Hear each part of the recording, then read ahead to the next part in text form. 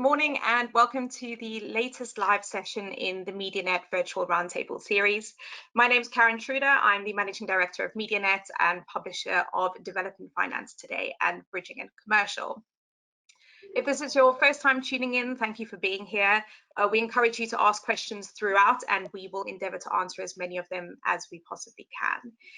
Today, we have partnered with specialist lender West One to discuss the importance of the relationship between a developer and their finance team, how to select the correct funding partner for a particular project, and everything in between.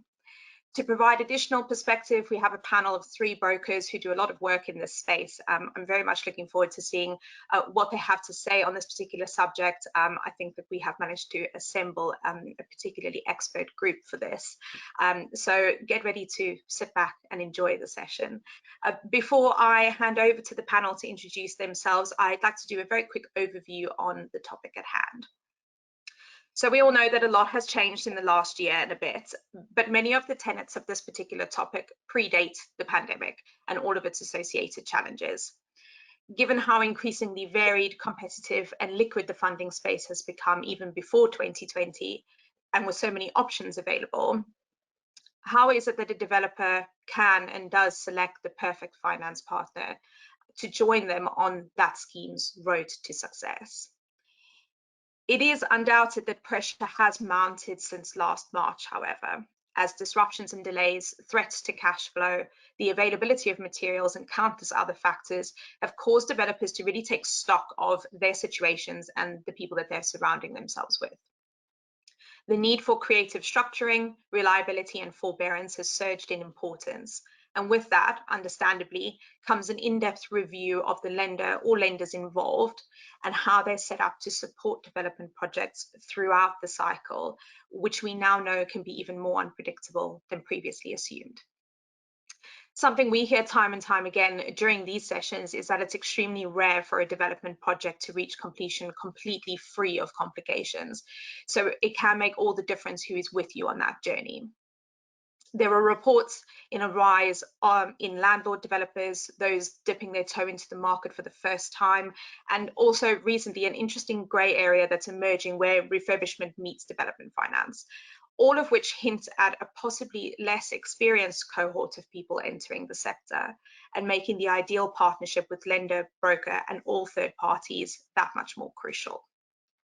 I'm really looking forward to this interesting discussion and would like to now invite the panel to introduce themselves, starting with you, Elise. Good morning everyone. My name is Elise Taylor. I'm one of the corporate finance brokers here at Orion Finance. We are a finance brokerage based in Milton Keynes, which specialises in development. We assist our clients countrywide with all size developments from single plots to large scale size, and we also source mezzanine and equity funds, which is one of our specialisms. We assist our clients throughout the whole process by becoming part of their team, and we add value with daily support, document assistance and reviews, as well as attending the lender meetings. So I look forward to discussing these matters in further detail with the panelists. Thank you.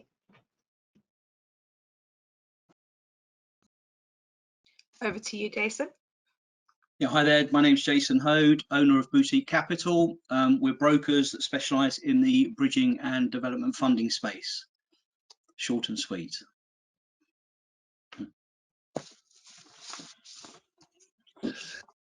Good morning all, hope you're all well. I'm Julian King, I work for Ark & Co. I'm one of the asset advisors within the structured finance team.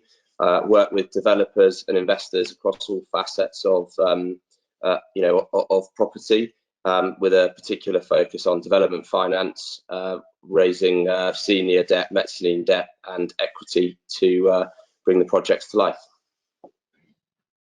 Thanks, Julian. Yeah, hi all. I'm Guy Murray. I work at West One. We're a specialist lender who do bridging finance, development finance, buy-to-let mortgages and second charge mortgages. I run the development finance team at West One, and generally we're doing lending on residential-led schemes with loan sizes of generally between 1 to 10 million.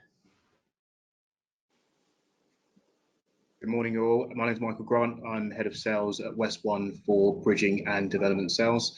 I'm here to support Guy with his team's requirements fundamentally doing this for quite a while, one of the leading specialists in the industry. So look forward to the conversations ahead. That's great. Thank you very much for that. Just for those who are watching and who are interested, we are recording the session, and this will be published probably towards the end of this week. So you will be able to catch up if you miss anything or would like to share anything. So let's dive straight into our agenda and our first point here, which is just to provide a bit of context.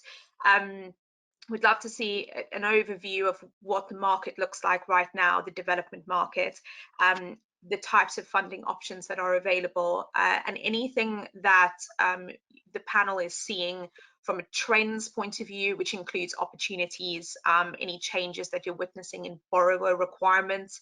That would be great to give us a bit of an overview. Michael, can I start with you on this one? Yeah, sure. From our perspective, we're seeing a lot more developers who want to alter their planning, obviously add value to existing sites they've got. Across with bridging, we see a lot of that come through in terms of how that will aid and assist us with development finance as well. And I think a strong part of what we do, being able to assist not only on the acquisition of sites, but being able to migrate over to development finance along with Guy's team. So that works really well for us. Not to obviously use certain catchphrases, but ultimately, if we can look at the capture chain throughout, it's quite something for us. And I think it's a unique selling point for us, certainly moving forward, to be able to do that. So we have seen a lot of land bank deals where people are obviously adding value to existing sites and then ultimately working their way through to development finance with Guy and his team as well. Thanks, Michael. I know that we will be discussing a bit more about the planning because that is quite a large topic within this. So we'll be diving into that a bit later. Guy, is there anything you'd like to add to that from an overview point of view? Yeah, I think in terms of borrowing at the moment with development finance, I think it's quite a good time to be a borrower.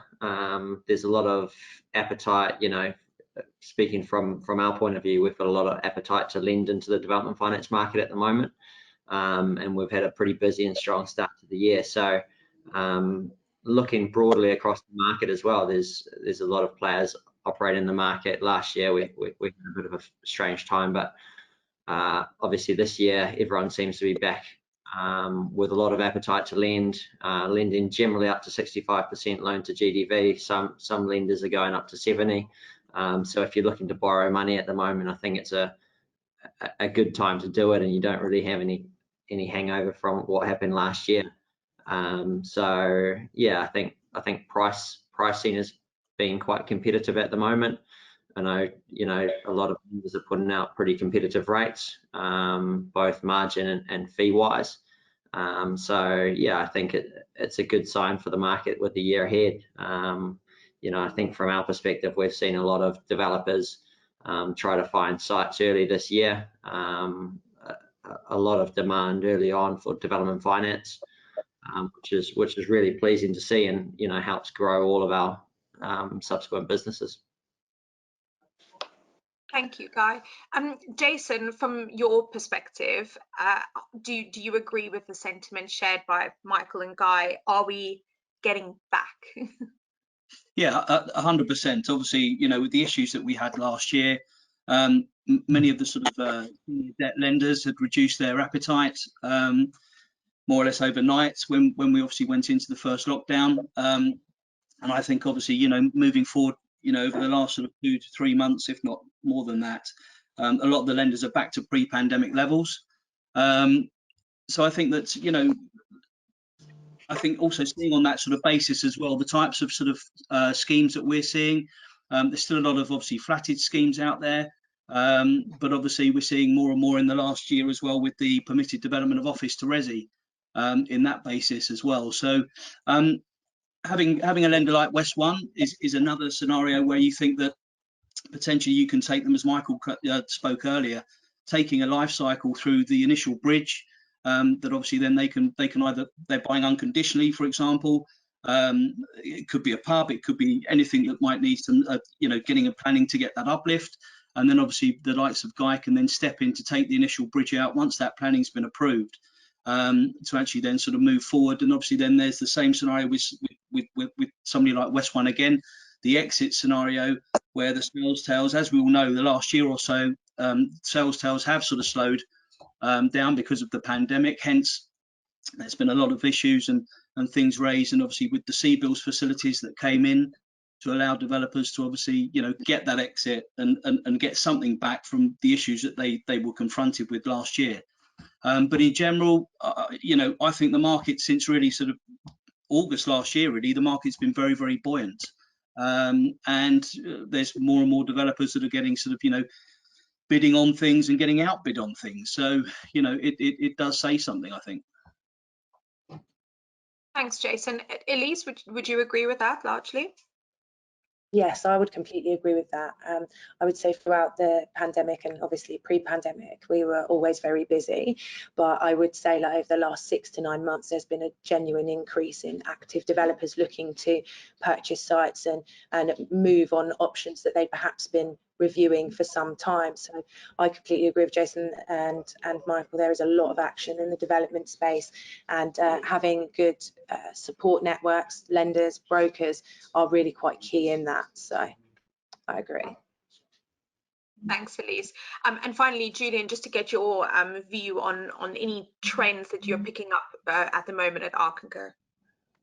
Yeah, I mean, I agree with everything that everyone said. I mean, I think coming into Q4, we started to really see a really strong lift, you know, just picking up on some of the trends. You know, planning's been mentioned, you know, that we've seen a number of clients where their sites, you know, were stuck in the planning system because to get it, you know, to get it through, get it approved, you know, there's been effectively a delay and a pause through, you know, the chain of the process. You know, some areas have been, you know, affected worse than others, but yeah, so planning was delayed a little bit.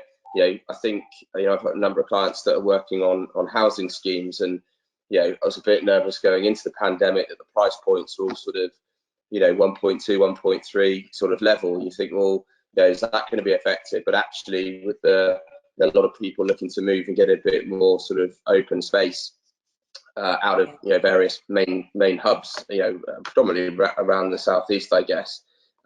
There's been a lot of demand, and the sales that have been there, but they've not been able to be processed, and then that, you know, in a timely fashion. So we've seen, you know, picking up on what Jason just said there, you know, the full cycle from bridge to purchase into development to exit. We've seen a few exits come in, not because the sales aren't there, but they just can't process them fast enough.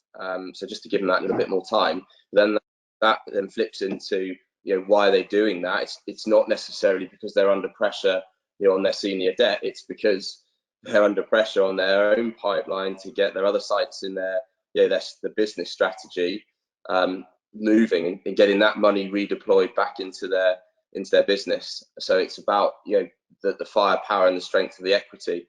And again, you know, those sites, a little bit of a lag, but they need to put some money in, push it through planning and start the wheels again. So we've seen, you know, an incredibly busy Q1. We're seeing a very busy Q2 with deals being completed. Probably it's fair to say on some of those deals that should have completed Q3 or 4, but because of the reasons I've said, you know, delay in planning, delay in process, they've all come together and bundled up. So there's a bit of a jam, but that's seemingly looking ahead into Q3 and 4, you know, there's no, it doesn't seem like there's any resting on that. If anything, it's becoming busier with, you know, with line of sight of a lot of clients needing to get these sites going and products into the marketplace. So picking up on what Guy said, yeah, I think it's a great time to be a borrower. We've seen all the lenders come back to pre-pandemic levels and beyond. We're seeing a lot of liquidity. There's a lot of liquidity in the marketplace, and I think that's enabling lenders to come back up to, you know, greater levels of leverage as well, to provide solutions at very competitive pricing. I think, sorry, Karen, an interesting thing that Julian just said actually about the life cycle, and I don't know, it'd be good for Michael and Guy to sort of see what they think. Over the past few months, guys, do you think there's been anything in terms of, with the land bridging scenario, of those having to be extended in any way because of the way that things have been slightly knocked back? Where people are sort of, you know, trying to actually get more out of their planning scenarios and stuff like that? You know, has there been anything in terms of the land bridging side of things?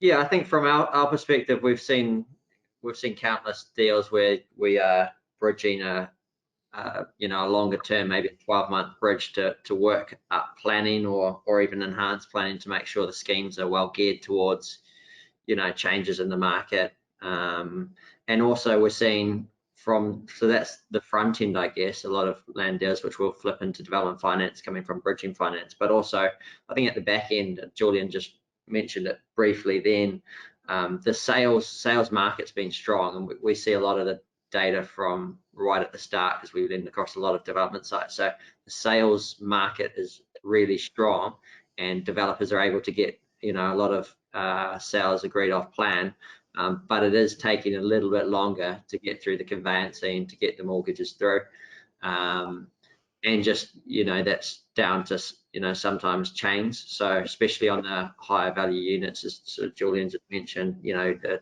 units over £1 million, they're generally not first time buyers, so there's chains involved, and that's certainly taking longer, which is, I guess, creating a bit more demand for the development exit type bridges, to give developers more time to sell the properties. But even the front end, sorry guys, you say, Jason, about being able to have that ability to, you know, allow them to get through that planning process on a bridge, for example. The key element there is that we can give them that time. We have that flexibility to do so, because ultimately the goal here is to obviously, you know, get the uplift in the planning, and therefore that makes Guy's position even stronger if we can then look at migrating that over to the development guys. So that's certainly something that we're able to work with and be flexible where possible. It's just understanding the journey that it's gone on in terms of, okay, well, what's the site worth? Have you bought it unconditionally? What is there an option there that we've got to take into consideration, and then look at it from the development element when it goes through. So for us, you know, we keep harping on about the journey, but it's a vital part of what we believe in, and where we want to actually go with this is understanding that we can actually have that complete control, and that relationship is the key element to all of this, is building that relationship with you guys, and obviously having a relationship with the clients in tow at the same time, because ultimately, whereas bridging is more transactional, development finance is different. It's about that relationship. It's about building, you know, those key elements that we have fundamentally taken it through, because, you know, a developer is always looking for their next project, even when they're starting the one that they're on at the moment, looking at the next site that comes up, needs liquidity for that. So ultimately, we work well together in terms of from the land bank, in terms of bridging and then over to development. So that's a key element of where we want to be, really. I think, Michael, what you were saying as well, having those sort of products under one roof, with the initial sort of bridge that acquires something, and then obviously the planning either that's there at the beginning that they want to try and re-establish or enhance. Yeah. I think having a lender that looks at both scenarios, I think it's interesting where you're, you know, between yourself and Guy, for example, looking at a particular deal where you've got to be very careful in where your day one money is going to come on from a bridge perspective, and then obviously where the development finance then slips into place. If you're talking with clients, I think, you know, they could be, you know, quite possibly left with a chunk that they need to put into that. You know, if the bridge is obviously doing a day one on somebody, you know, lenders, they can, depending on their leverage of where they are on a land bridge. And I'm not saying just a brownfield bit of, you know, field. It's something that's got a building, bricks and mortar value there. But I think people do have to be very careful in where their day one then comes in when Guy steps in with the development product. And that's where I think sometimes where you guys are there, where you've got those products together, you can discuss that and see where the comfort is, where Guy can take the bridge out, or the developer's got to put more cash in. Yeah, well, I think that's a key point to make, because ultimately, like you said, if you're going to one lender for the land bridge, and then you're having to look at an exit elsewhere, ultimately and fundamentally there may be a shortfall therefore, and it's very difficult to try and bring those two together. When myself and Guy, we can talk internally to each other and understand where we need to be. More often than not, if Guy's looking at a site where we're looking to fund and we need to do a bridge initially, he'll give me a steer in terms of, okay, well, this is what I can take out, this is where we need to get to. If there's anything additional there, then we have that conversation and see where we go. So it's definitely key and part of the process for us. Yeah, I think just off the back of that, I think it's like from a broker and advisory perspective, it's all very well getting leveraging up on day one land, but it's important for brokers to probably understand both bridging finance and development finance when they are doing lending on land, because they need to assess the bridging exit from a development finance perspective. And generally a development finance deal is lowly geared in terms of day one, so it's sort of unusual if you can gear up to say 70% on day one value. So I think that's important from, you know, advisor and broker perspective, to not just look at the maximum leverage on a land deal, and to actually assess the deal from an exit perspective in development finance. And that's one of the, you almost need to work backwards and go, well, look, what's the scheme? What's the project? What's the route forward? What's the exit? How am I getting out of this? If I'm not refinancing into development finance and it's sale, okay, that's fine. But if I'm going to roll it into development, well, what is the uplift in value? Is there a plan? Yeah, you need to really look at that very carefully, because otherwise, you know, you're going to end up having to put more money in when you're refinancing into development. Thank you.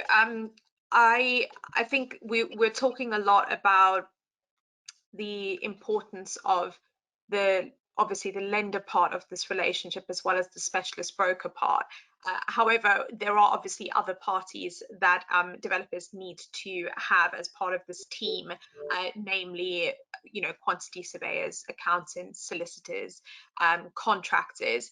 Can I come over to you, Elise, to talk about any sort of tips and advice that you put out to a client about what they should be looking out for when they're assembling this team around them? Yes, definitely. Thank you, Karen. I think as we all know, the professional team is very important from a client point of view and also a lending point of view.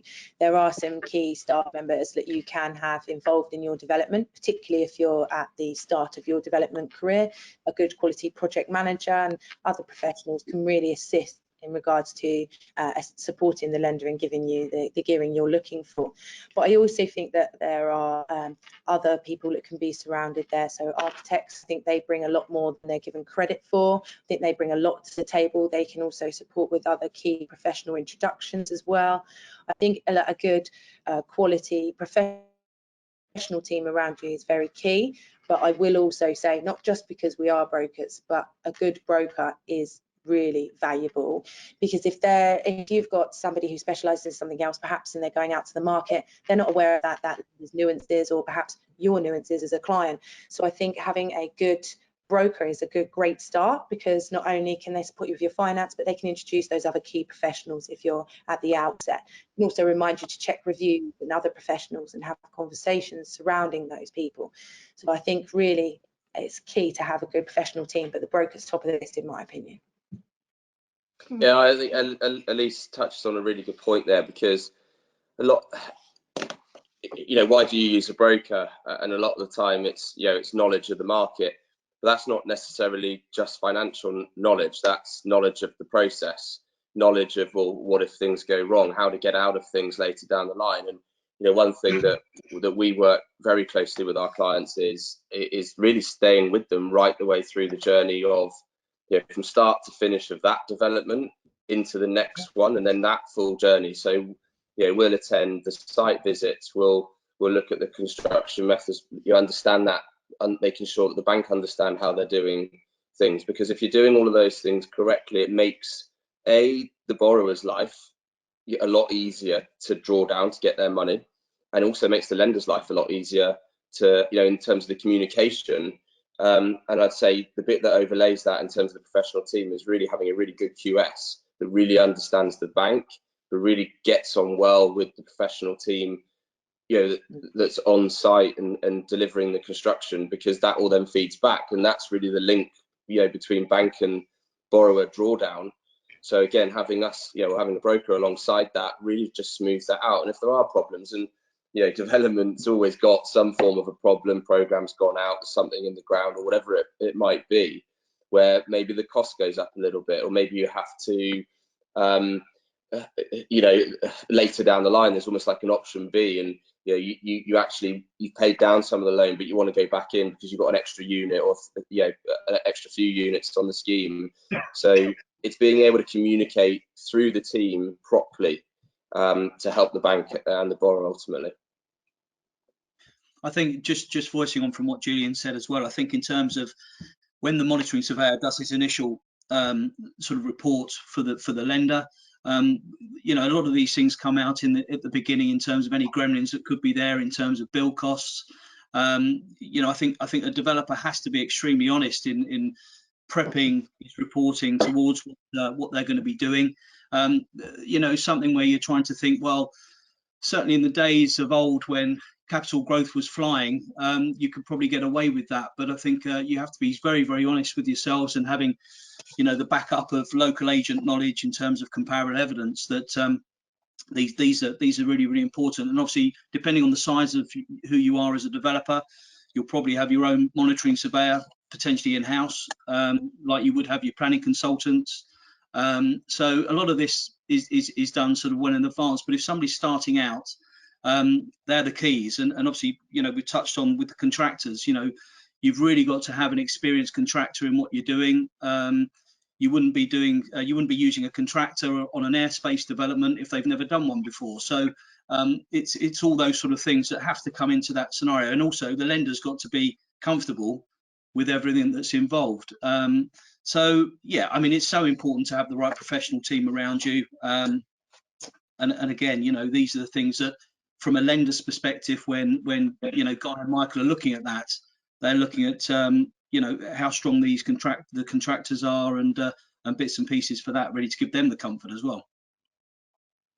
Yeah, and I think from just jumping off the back of that, I guess from a lender's perspective, looking at all the different professional team involved is quite important. So I guess starting from an introduction from a broker, it always helps, I think, if a broker is saying, here's a new client, I've worked with them for, you know, a number of years, and these are all the successful schemes we've worked on together.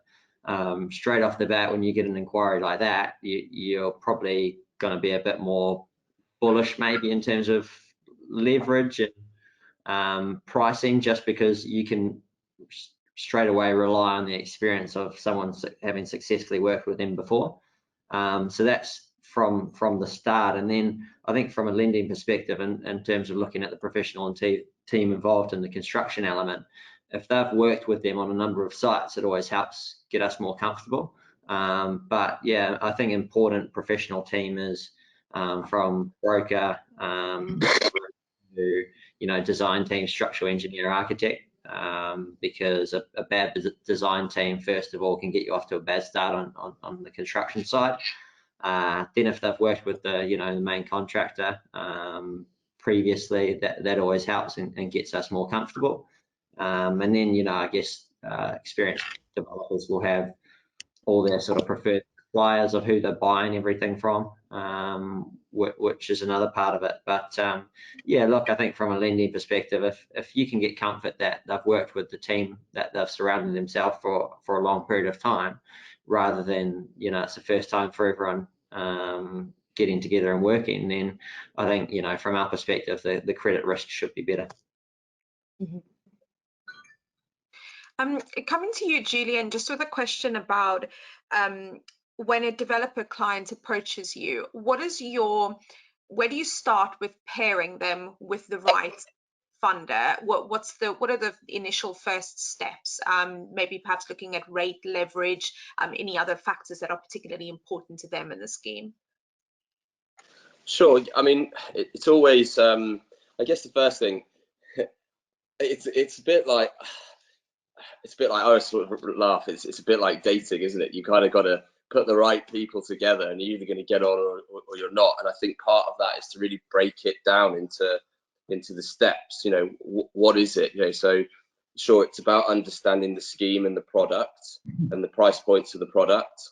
It's about understanding, you know, how much have they bought the land for? You know, what are the specific, you know, the key criteria of the deal? What does it all kind of look like? Yeah, what's the day one that you need? You know, and then sort of overlaying that onto the story and the background of the borrower and the developer. You know, Is it first time deal, second time deal? Are they, do they do 100 odd, 200 units a year?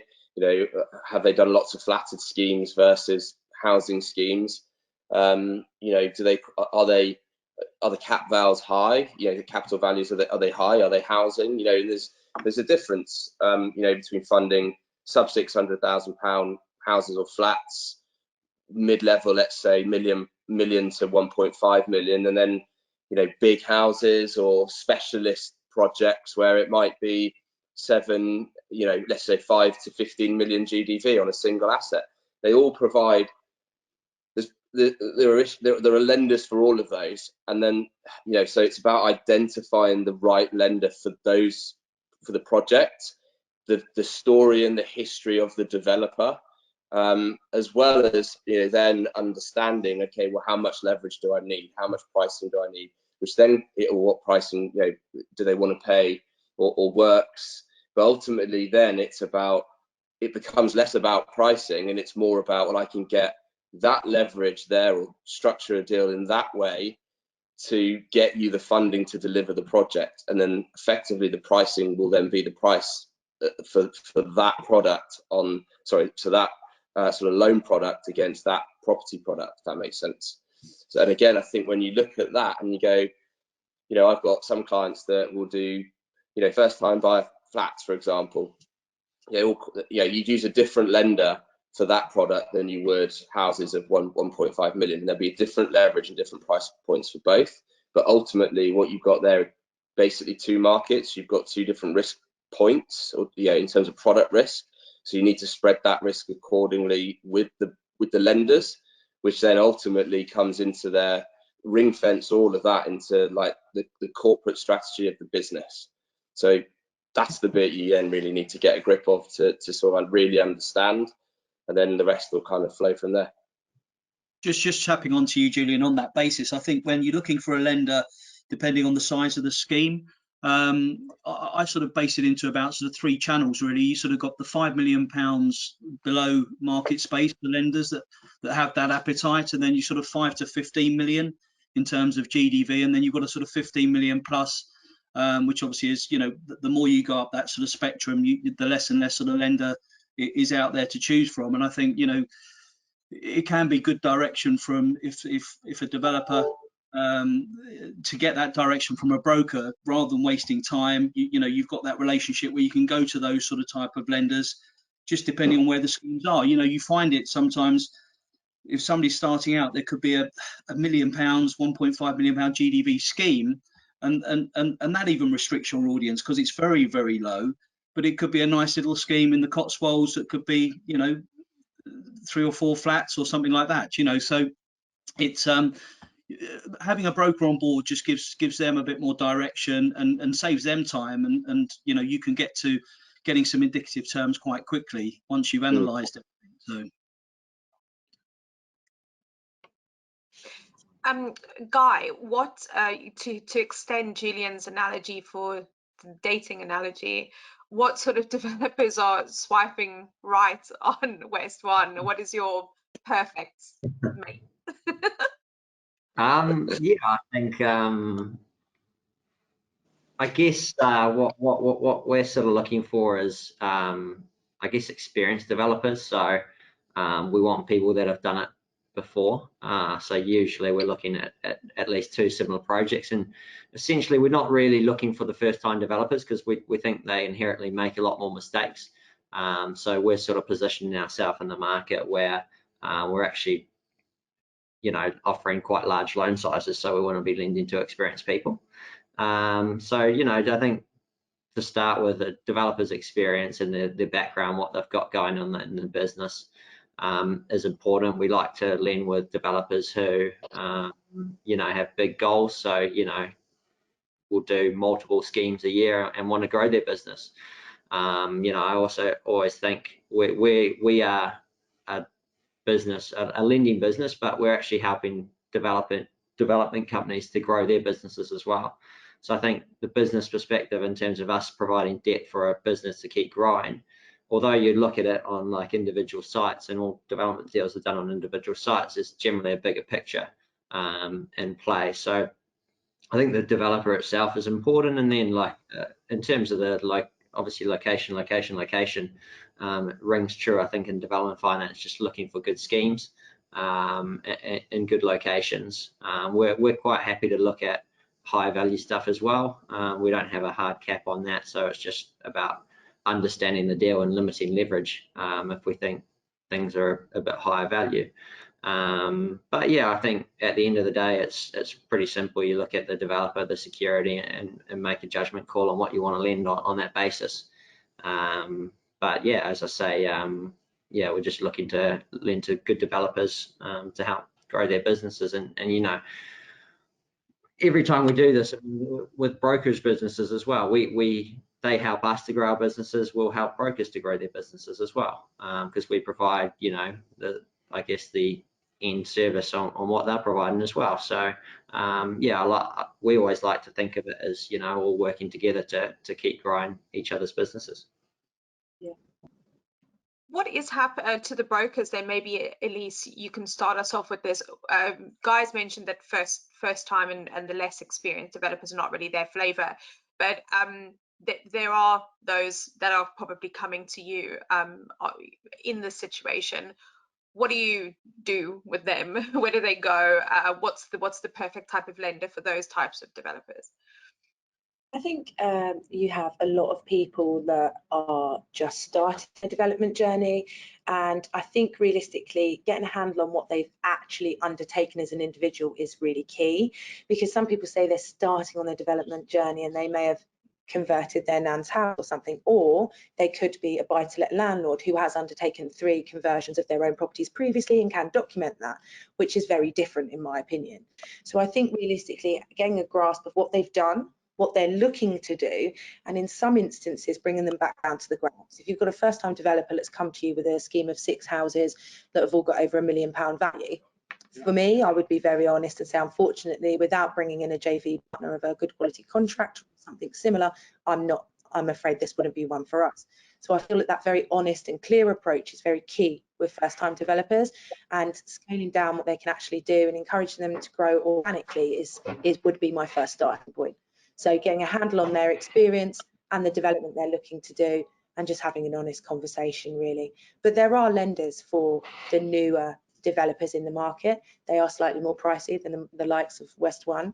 But I think if you're starting on your journey and you get a couple of developments under your belt, you can then get yourself into a position where somebody like West One would be able to support you. So I would support that developer in that journey and push them along that line as such. Yeah, Karen, sometimes I mean, if we have a developer come to us with less experience or they haven't done it before, sometimes, you know, we'll suggest if you can bring in a main contractor and bring them as a part of the shareholding or a part of the scheme, and we're essentially lending to that first-time developer and the main contractor all wrapped into one, then we can look to assist. I think it's important if you are a first-time developer that you sort of assemble a structure that might work for the lenders you want to go after, and usually that's bringing in someone with the experience who's done it before into the loan facility in some way. Yeah, which I think is important. I think also just touching on that is equities always probably more difficult for the first time developer, for example. You know, there's a bit more of a burden on that, so they often want higher leverage as a result.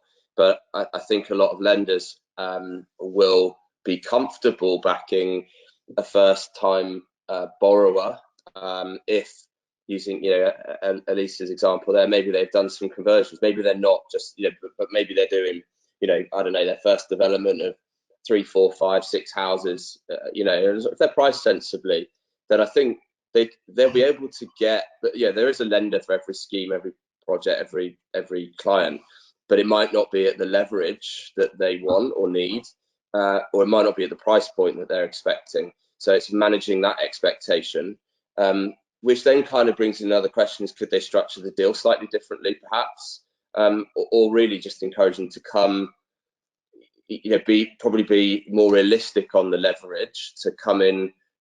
Maybe they've got an equity partner that they've brought in tow, to help with the deal.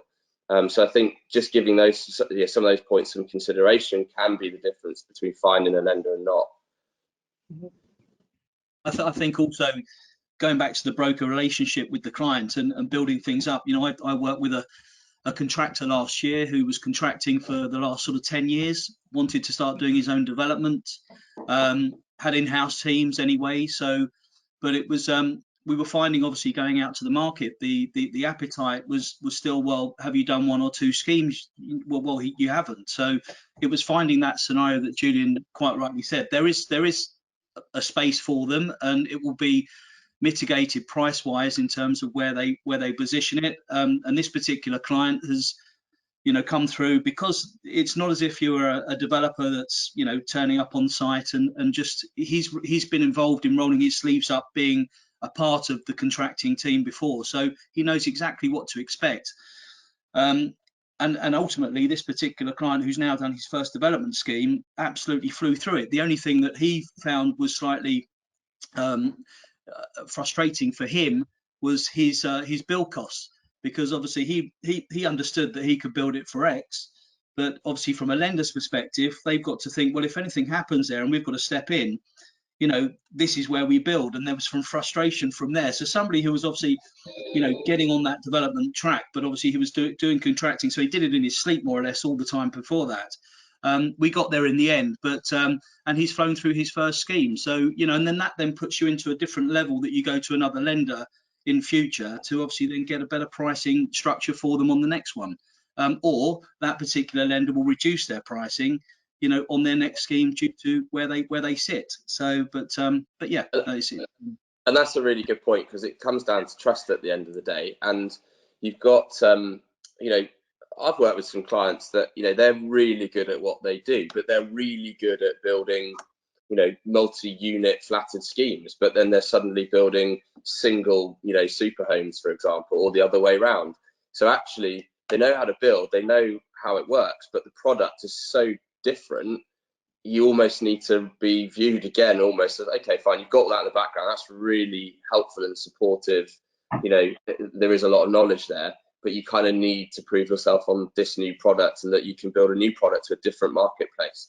So, and again, you know, sometimes you have to give away on the pricing, as Jason just said, you know, on the first deal or the second deal, but you build that trust on that journey, and before you know it, you've got more leverage at cheaper pricing and more firepower to do two sites rather than one at any one time, and so forth. And you just got to be, I think, realistic on, you know, on that journey and when you sort of look forecasting your business moving forward.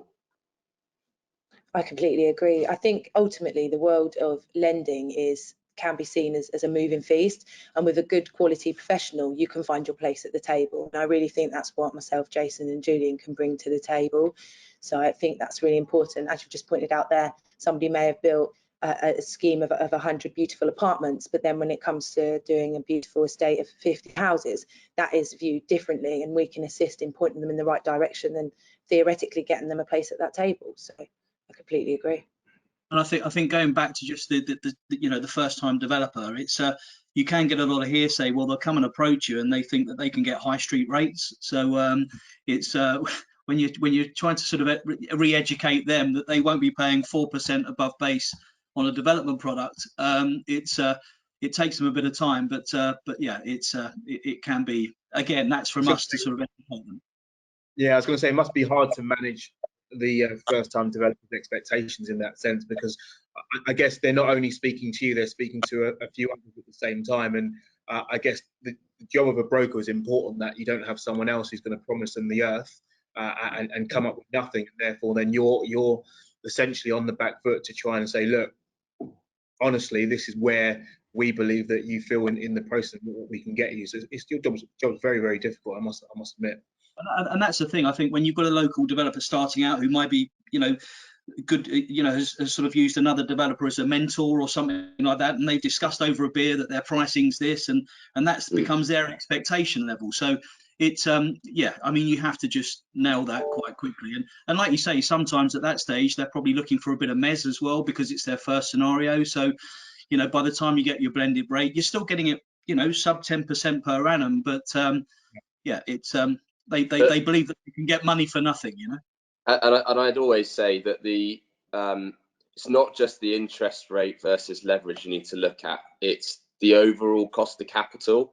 And especially when you're trying to maximize your day one, you know, there are lenders that will back end, you know, they will have quite hefty exit fees. It looks very attractive up front, and then you've got a big exit fee, or some of the other way around. They want a bit more commitment up front, but out the back it's a bit lesser. But you know, the figure really that a lot of borrowers need to pay more focus on is not just the interest rate, but what is the overall cost of capital for borrowing that money.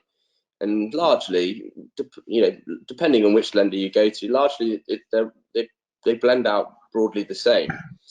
So I think that's one thing you've got to look at. But I think you really got to look at, what I said earlier, is the surety of the funds in order to deliver the project. And ultimately, when looking at what does your debt cost you, or where do you go with, you know, on the journey with your finance partner, often the biggest saver of the cost of capital is being able to deliver the project on time and in budget and achieving the sales. And if you achieve your sales faster than you would ordinarily, you're going to cut your cost of capital down significantly, and that's where you're going to make the wins. And that comes into, I guess, what Guy was saying earlier, looking at, you know, people that are able to deliver, because they understand that and they can see that. And that's where West One are obviously analysing the risk on a project and a borrower. It brings us on quite nicely the topic of reliability of funds and how that comes into play when things don't go to plan. We've touched on it a few times in the call that within the development finance space, it's extremely common for this to happen. And the last year and a bit has shown us that it was even more common. And I think, Michael, I'd like to just find out a bit about how West One deals with hiccups within the journey, and what your sort of overall stance is on dealing with that. What's important to make sure that that process still runs smoothly even when things aren't? Yeah, good question. I think for us is ultimately, fundamentally, we came into the market as a bridging lender. That's what we've been renowned for, and that's what we've done ever so well during the course of time. And ultimately, Guy has developed the team now and who are doing really, really well. And we wanted to take some of the attributes and the key focus on what we did in bridging over to development. And one of the interesting points, as most bridgers will tell you, is speed of being able to transact and making sure that we can remain focused and on the ball with our clients and our brokers at the same time. So, you know, when there are hiccups and you know, bumps in the road, as it were, we always try and take a can-do approach, and a can-do attitude is really, really important. Working closely with our lawyers, working closely with the brokers, and just understanding, okay, well, if something can't happen, what can we do to rectify that situation in order to obviously make sure that we can progress moving along? And that's what we do ever so well. And one of the things Guy will tell you as part of the process is, you know, getting out your drawdowns, getting them out as quickly as possible. That's a really, really important factor in development finance. It's you know, initially you can get your terms out and get your first drawdown, but it's then getting your second and your third drawdowns out, and we do that really, really well. Guy will give you an example of you know, where we've had the report come back, and within 24 hours we've managed to get the second drawdown out. So for us, bumps in the road do happen, but it's how you deal with them. And I think a lot of what we've done in the bridging world has migrated over to what Guy does in the development team. So we try and take that ethos and that approach with the experience that his team moving forward to make sure that doesn't happen. So it's an idea of just making sure that we obviously look at issues that come up relatively early on and make sure we fit internally and externally as well. I think just sorry, Guy, Michael, I'm just saying, I think it's really important with the monitoring surveyors on a regular basis attending obviously site for the drawdowns, that they can usually see that something might be materializing. And I think also, like I say to all my clients all the time, you know, let's talk to the lender as soon as we think that there could be something in the road that's ahead. Because like anything, it's better to be transparent rather than trying to think, oh, we're going to cover this up and get through it. Because lenders are there to help. They're not there to battle against you. And I think that's an important thing, that, you know, if you're transparent right from the off, where you're seeing something ahead, where something's been delayed. But again, I think that gets flagged up from the monitoring surveyors visits, and also as a lender, probably getting out there themselves to have a look at things every now and again as well. So it's all eyes on it, and the broker will attend sites and have meetings there as well. So I think you try and flag things up as well as you can and as quickly as you can. Yeah, I think from a lender's perspective, if you're a development lender and you don't think there's going to be any issues, then you shouldn't be in the space. So I think from a development lender's perspective, we're open to, you know, issues going on and during the construction. That's sort of, you know, inevitable in any construction project. So I think it's being aware of what's going on, staying close, as Jason sort of mentioned, staying close to each development site. The transparency is a big thing. So if a developer can see something going wrong, or, you know, any issues with planning or anything, just being upfront, because we all want the same outcome in terms of sort it out. But yeah, I guess when anything comes up, any problem comes up, there's always a solution. So it's just logically thinking through that. Well, you know, if this is a problem, well, what does that mean for us as a lender? What does that mean for us as a developer?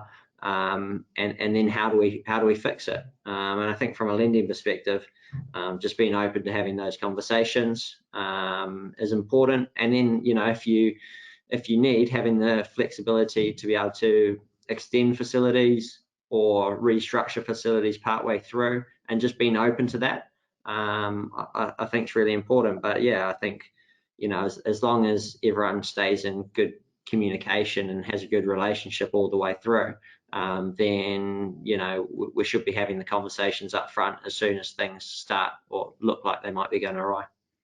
And I think a lender sorry, Jason, go on after you. I was going to say a lender will obviously take that view, with Guy being obviously on the optimism of restructuring the deal along the process.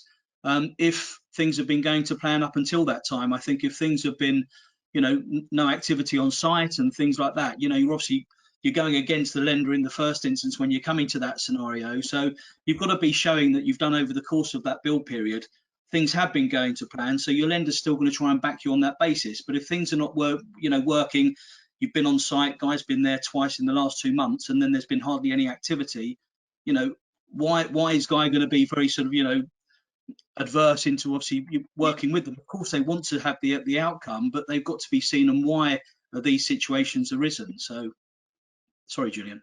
Sorry, that's fine. I think the 3 key words, and couldn't agree more with everybody. It really is communicate, really be transparent, you know, with the professional team, you know, the project manager, the PMS on site, if you are seeing any issues, because ultimately that then enables the lender to be flexible where they can.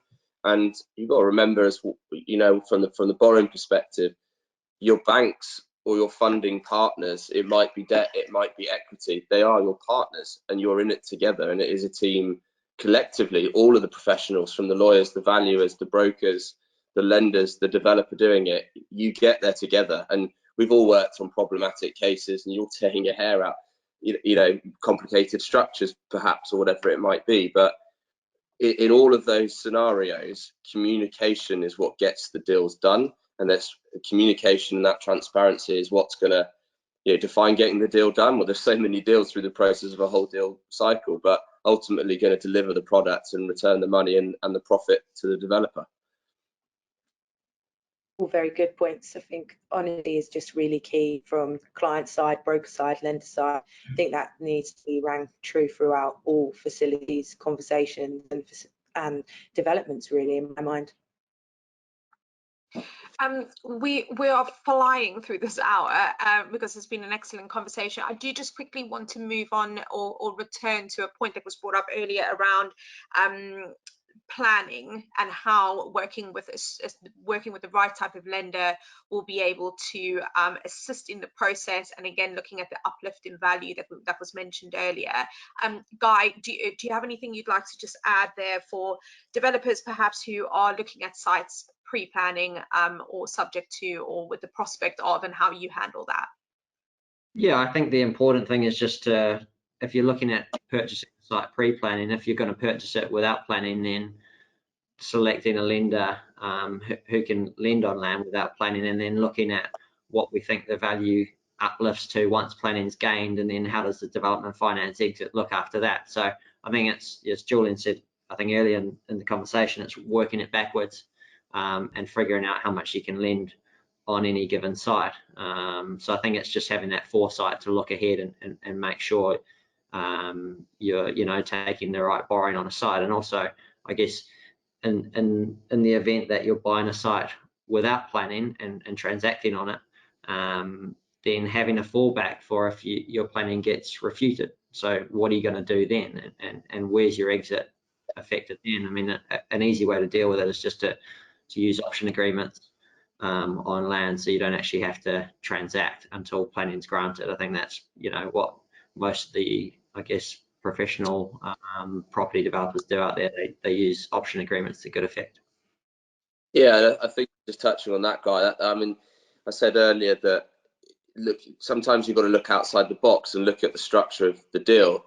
Yeah, land without planning can come in so many different formats. It could, ultimately it could be an office building. It doesn't have planning for resi. So what's its value? Well, arguably, it's a vacant office building or industrial building, whatever it might be. And you think land without planning, a lot of people think, oh, greenfield, it's green open space. Well, they all have different risks, I guess, and different value points. And the hardest is, generally speaking, is a green field on the edge of a village that's probably going to get, we've heard it so many times, it's definitely going to get planning, it's definitely going to get planning, and doesn't get planning. So what's the risk? Well, it doesn't get planning, so what's it worth? Well, agricultural land. So ultimately those plays, they're risky, and professionals, just to use what Guy said there, will probably fund that themselves and get the uplift in value, and then start to look at structuring the debt around it. And sometimes you create a lot of soft equity, so you don't have to put so much hard equity in, and you've got a lot more value to play with. And then again, I think looking at maybe other rural farms, for example, quite a good one. I've got quite an active client that likes to buy farmyards. Just looking at, you've got option agreements with big swathes of land. it's what all the PLC house builders do. But also looking at how you might structure it, part payment up front, get planning, and then a part delayed payment thereafter. They might sit in on the deal until sales come in, and you structure the correct deed of priority that the landowner's paid out after the bank paid out, and they're sharing with the profits. So there are other ways to do it if you're sort of cash poor up front, as it were, rather than using debt and all the time at those points, to then bring in Michael on the bridging at the right point later down the line when it's got planning, maybe to take out your partners and then roll into development or whatever it might be. But it's just thinking outside the box how that might work for you. And I think it's down to just obviously the experience of the developer. Somebody who's obviously been doing this for a while will take more of a view on buying, whether it's a non-functioning pub on a corner site to an old doctor's surgery. Your first-time developer's not going to be taking those risks, and these are the things. But we all know that buying unconditionally is the biggest gain for any developer out there in terms of uplift if it works. And I think it's also important having your pre-app chats with local councils, local planning councils there, the departments, just to make sure that they are sort of supporting it to a certain degree on that basis. So yeah, I mean, and that's where it becomes in again with the bridging side of things with guys like West One. They will lend against something like a pub or a doctor's surgery, as long as the bricks and mortar valuation stacks up on their loan to value. And then obviously when the uplift comes with the planning in place, your land price should therefore be obviously at another level, hopefully that escalates that flips into a development loan that Guy can obviously incorporate.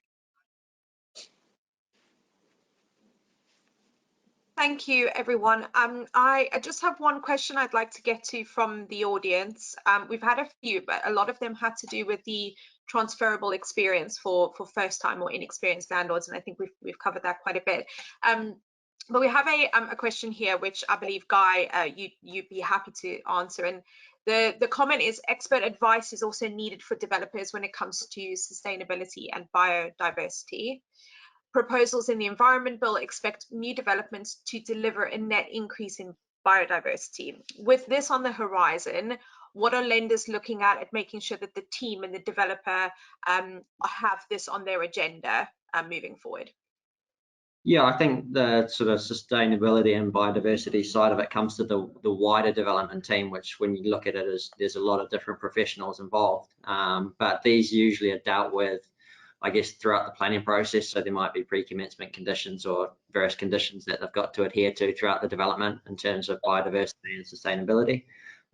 So that's, yeah, I think it's important because if you don't get those sorts of things right, then, you know, the council could effectively stop your development.